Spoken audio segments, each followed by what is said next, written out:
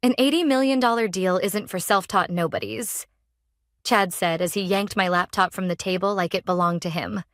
The son of the CEO, the heir to a company he never built. A man who thought leadership meant cologne and confidence, not competence. I sat back, silent. Not out of respect, out of calculation. Because as his fingers jabbed at the trackpad like he was trying to win a video game, I already knew what he didn't. This entire demo lived and breathed on code he had never touched, and the moment he tried to present it, it would collapse under his arrogance. My name is Kate. For 6 years, I'd built the heart of Cortexia's logistics engine, often alone in empty offices that smelled like stale coffee and overheated servers. I'd missed birthdays, lost weekends, and patched critical failures at 3 a.m. Not because anyone asked me to, but because I believed in what I was building. I never had the right pedigree. No MBA, no Ivy League crest embossed on a diploma. Just raw skill and the kind of stubborn patience you earn through trial, error, and 100 late nights staring at a blinking cursor. That was enough to win clients, enough to stabilize systems across continents. But apparently, it wasn't enough to sit at the front of the room when the company's golden boy showed up. The conference room smelled faintly of burnt toner, and the projector light washed the table in sterile white. Across from us sat the buyers, Galaxy Systems. Their CTO, Marcus Liu, was a man known for precision. He didn't smile, didn't waste words. If something didn't work, he'd see it instantly. This deal, this $80 million licensing contract, had been months in the making.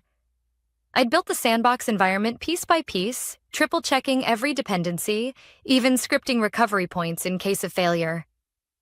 It was airtight, until Chad touched it.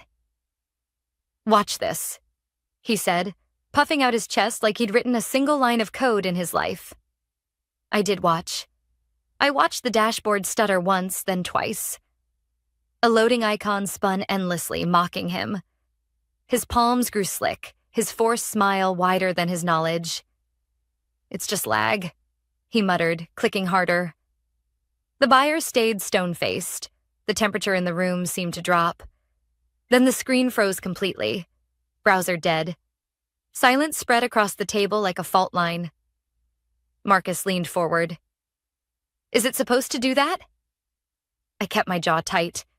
And then Chad, still clinging to bravado, turned it into an insult. A Harvard man should present the deal, not a self-taught coder. The words landed like a slap. Not because they hurt, but because they revealed everything. To him, my years of building meant nothing compared to the last name stitched on his tailored suit. Galaxy's team disconnected minutes later, polite, but cold. No questions, no follow-up, just silence. 15 minutes after that, my phone rang. Unknown Bay Area number. I expected Chad, maybe an attempt to blame me. But it wasn't Chad. "Kate?" The voice said calmly. "This is Marcus Liu. We're canceling the deal." The words weren't a surprise. Not after watching Chad fumble like a child in front of seasoned professionals. What startled me was what Marcus said next. "They'll return. Papers, flowers, apologies. Don't reply." Then the line went dead. I sat there with the phone still pressed to my ear, the hum of the air conditioner louder than the thoughts racing in my head. On the other side of the wall, I could hear Chad shouting at IT, throwing words like sabotage and glitches into the air as if excuses could resurrect the dead. But I wasn't angry. Not anymore. I'd spent too long in this company to still be shocked by their choices. Too long being overlooked, replaced in presentations, erased from executive updates. What I felt instead was clarity. Because the truth was undeniable. The system was mine. The work was mine. And no matter how many titles they gave him, no matter how many times they tried to shove me into the shadows, they couldn't take that away. That afternoon, I walked back to my desk with a calmness I hadn't felt in months. Not triumph, not revenge, just certainty. The deal might have died in that room, but something else was born. The first crack in the empire. The morning after the demo crash, the office carried a smell I'll never forget. burnt coffee, stale carpet, and guilt. The kind of atmosphere you don't need to see to understand.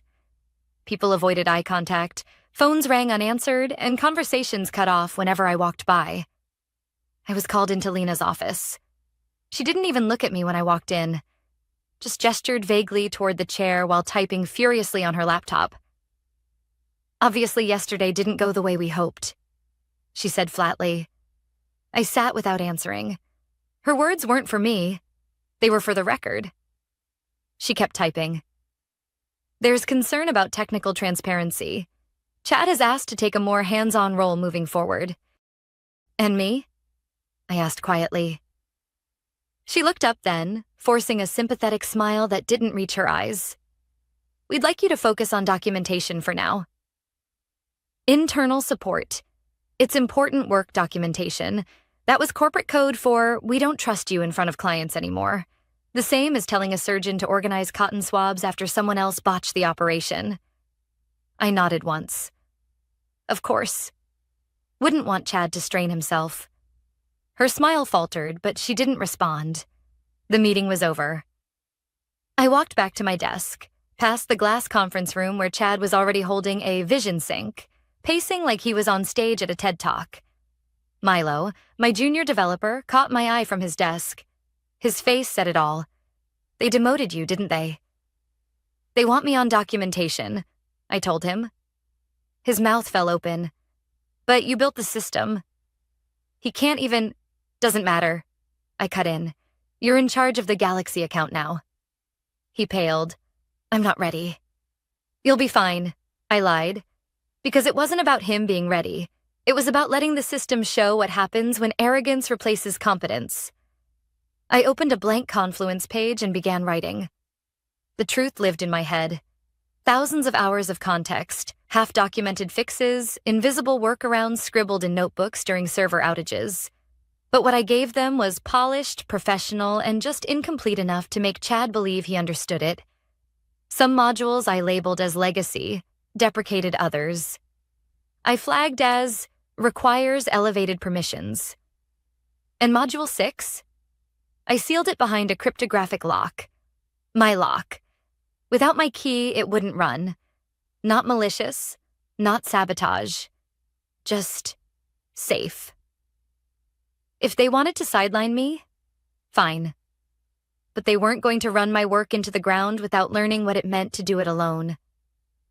Days later, I watched through the glass wall as Chad tried to run a smaller internal demo.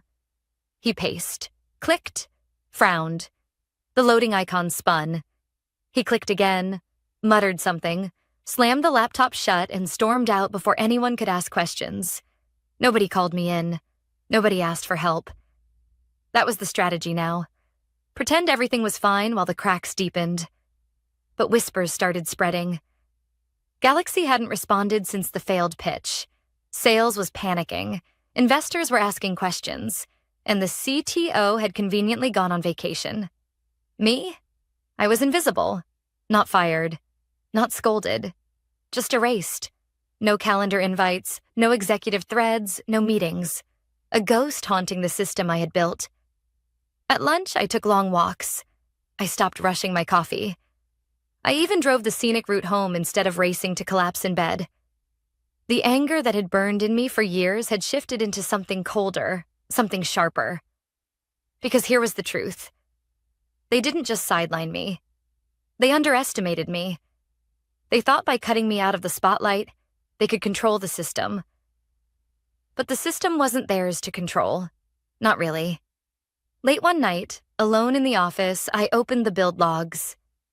6 years of my work scrolled before me. Every commit, every patch, every sleepless night turned into lines of code.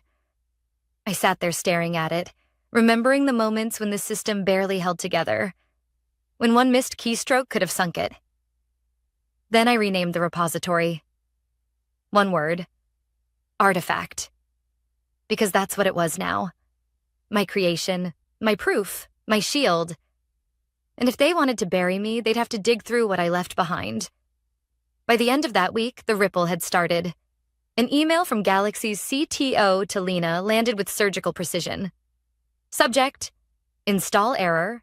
Module 6 conflict. No exclamation marks, no drama. Just a single line that carried the weight of a grenade. Soon after, Chad was stomping down the hallway, barking into a Bluetooth headset that wasn't even connected to anything. His face was flushed, his voice too loud, as if noise could erase consequences. I stood quietly in the kitchen, pouring burnt coffee into a chipped mug, when Lena cornered me. "Kate?" she said sharply. "Did you hardlock a module behind your credentials?" I stirred my coffee. "Which module?" Her jaw tightened. 6. "Interesting," I said evenly. "That's one of the ones Chad told me he had covered." She flinched. "Galaxy says it's throwing keyholder errors. They need immediate remediation." I took a slow sip. "Protocol's clear. Legal needs to send me a release form signed by all parties. Then I'll help." Her eyes narrowed. She wanted to argue, but she knew I was right. Corporate rules were finally on my side. And for the first time in months, I felt it. Not anger. Not even satisfaction. Just balance. The system was speaking for me now.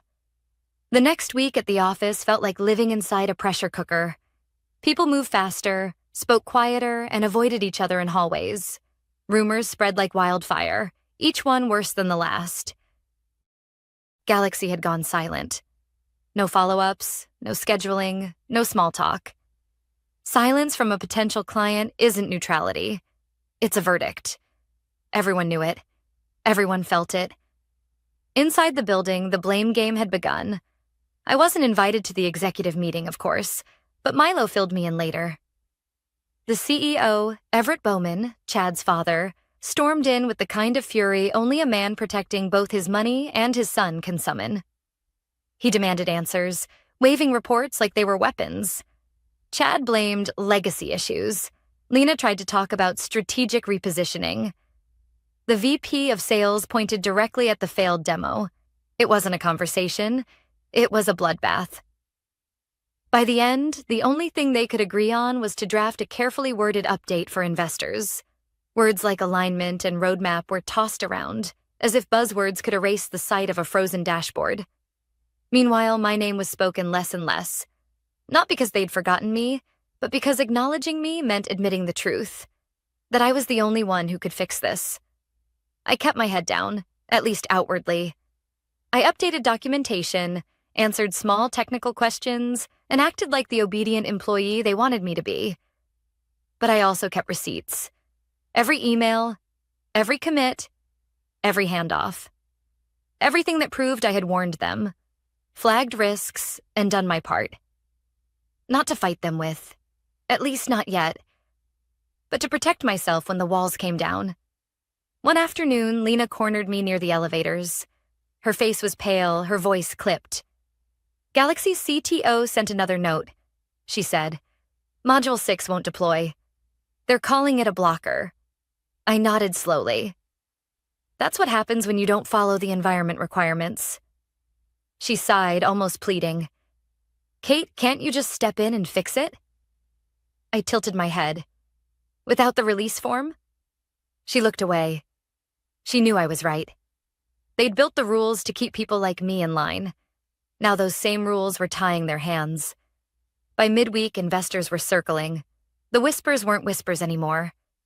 They wanted to know why Galaxy had paused. They wanted to know why the deal hadn't closed. And most of all, they wanted to know why Everett's son had been the face of the pitch instead of the engineer who built the system.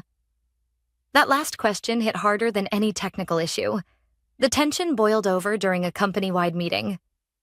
Everett appeared on screen, red-faced, voice strained. He barked about momentary setbacks and operational adjustments. But his eyes betrayed him. He wasn't just angry. He was scared. Chad sat beside him, stiff and pale, nodding at all the right moments but saying nothing. It was the first time I'd ever seen him quiet. When the call ended, the chat exploded with private messages. People wanted to know what was really happening. Some asked me directly. Others just hinted. I gave the same answer every time. Read the logs. Because the logs didn't lie. That night, I went home and sat in my driveway for a long time, engine off, hands resting on the steering wheel. I wasn't tired, but I wasn't restless either. For years, I had carried this company on my back, fixing problems, patching disasters, building something out of nothing. And for years, I thought that was enough, that the work would speak for me. But the past weeks had shown me the truth. Work doesn't speak. People do. And when the people in charge care more about appearances than reality, competence is invisible until it's missing. Now, it was missing, and the cracks were showing everywhere. The following morning, Milo slid a folded piece of paper onto my desk. "You should see this," he whispered. It was a printout of an email chain between Everett and the board. The last message from one of the investors was short and brutal. "Has Rebecca been contacted? If not, why not?" I stared at the page for a long moment, then folded it neatly and placed it in my drawer. They could avoid me in meetings. They could strip my title from the slides. They could pretend I didn't exist. But outside their glass offices and polished boardrooms, the truth was starting to spread. And truth has a way of breaking through walls. By the time the investor pressure became impossible to ignore, the company had already shifted into survival mode. The office atmosphere changed overnight. HR suddenly acted warmer. Managers who hadn't spoken to me in weeks stopped by my desk with fake smiles and vague compliments. Even Lena, who once handed me documentation duty without blinking, now said things like, "We value your expertise, Kate." It was pathetic and transparent. Because I knew what had happened. Galaxy wasn't negotiating anymore. They weren't waiting. They had gone around the company entirely. And they had come to me. Marcus Liu called me directly. His voice was calm, measured. He didn't waste time. "Kate," he said, "I've reviewed the code myself. Every commit, every lock, every key. What you built isn't just functional. It's precise. Surgical, I didn't say anything at first. After years of being ignored, erased, belittled, those words almost felt foreign." He continued, "We don't need middlemen here. We want you. Independent contract. Your terms, your timeline, your signature." I leaned back in my chair, staring at the ceiling. "And Cortexia?" "They're out," Marcus said simply. "They broke what they didn't understand. We're not interested in apologies or optics. We're interested in results." It wasn't triumph I felt then. It was something steadier. Validation. After years of being treated like a disposable cog, someone finally saw the whole machine. And they knew whose hands had built it. Later that day, the company's attempts began. First came the flowers. An absurd bouquet showed up at my apartment door. Peonies, orchids, roses, all crammed into one arrangement that smelled like desperation. No card. Just silence wrapped in cellophane. Then came the emails. HR wrote about opening a new chapter together. Legal asked for my cooperation in resolving minor access issues. Everett himself sent a message, 3 paragraphs long, filled with words like partnership and respect. None of them mentioned the humiliation. None mentioned the demo. None mentioned the fact that they'd shoved me into the shadows while handing the wheel to a man who didn't even know where the engine was. The final attempt was the courier. I was making tea when the doorbell rang. Through the window, I saw a man in a too large blazer, sweating through the fabric, holding a leather folder like it was radioactive. A white envelope sat neatly on top with a post-it note that read, "Urgent, CEO, signature enclosed." He knocked twice, waited, knocked again. I didn't move. Eventually, he sighed, snapped a photo of the envelope sitting on my porch, probably for legal proof, and walked back to his car.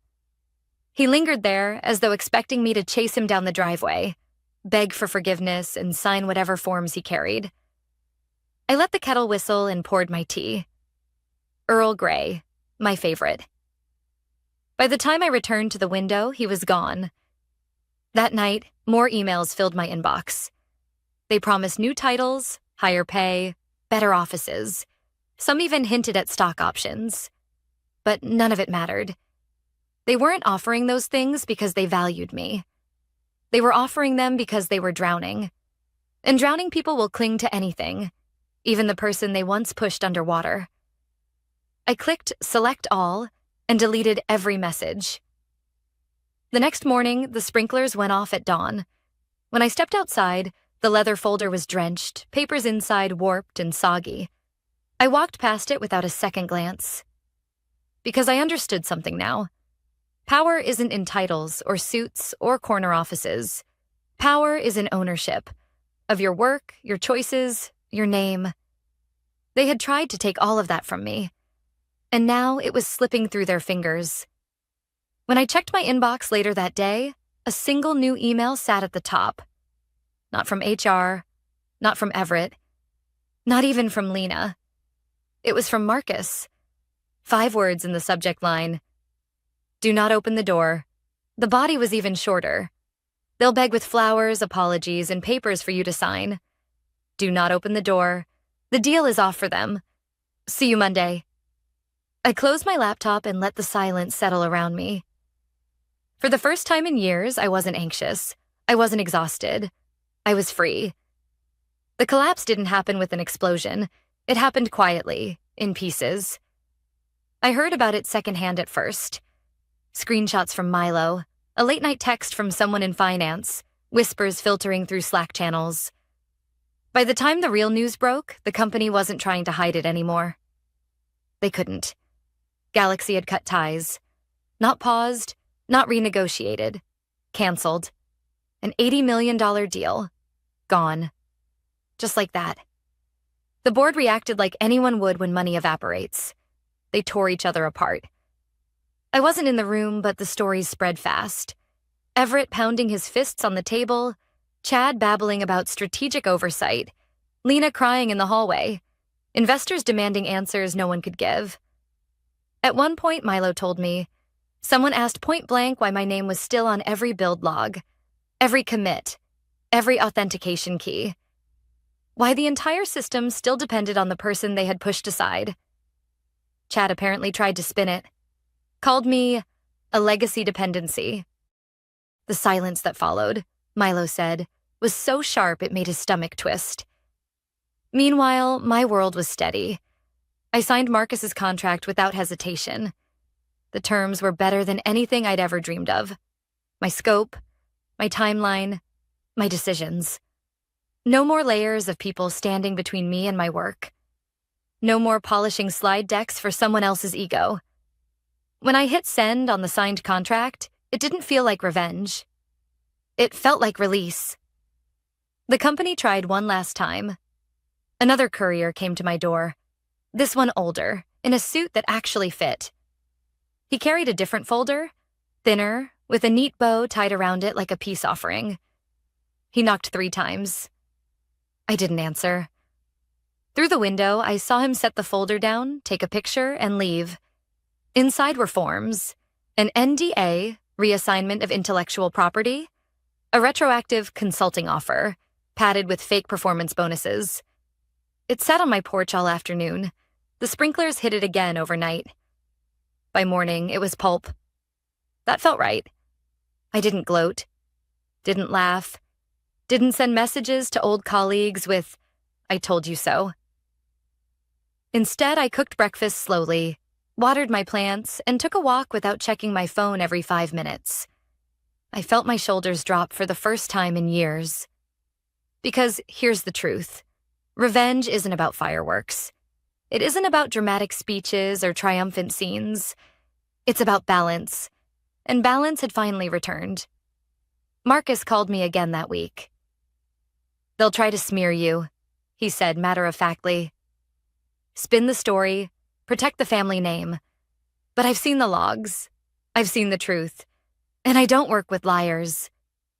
There was no flattery in his voice, just certainty. That was better than praise. "Then we're aligned," I said.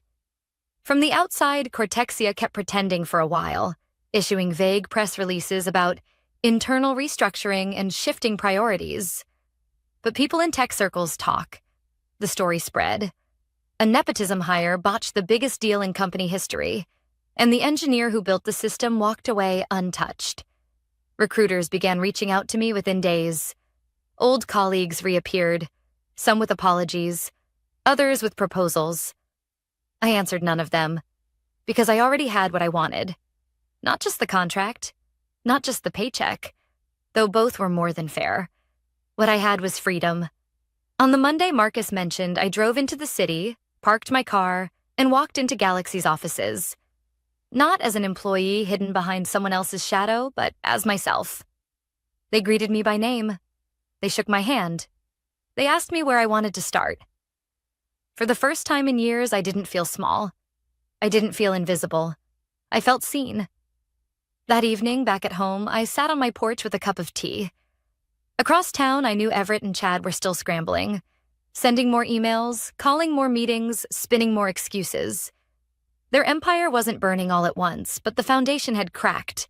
And once the cracks spread, collapse was inevitable. I didn't need to watch it happen. I didn't need to lift a finger.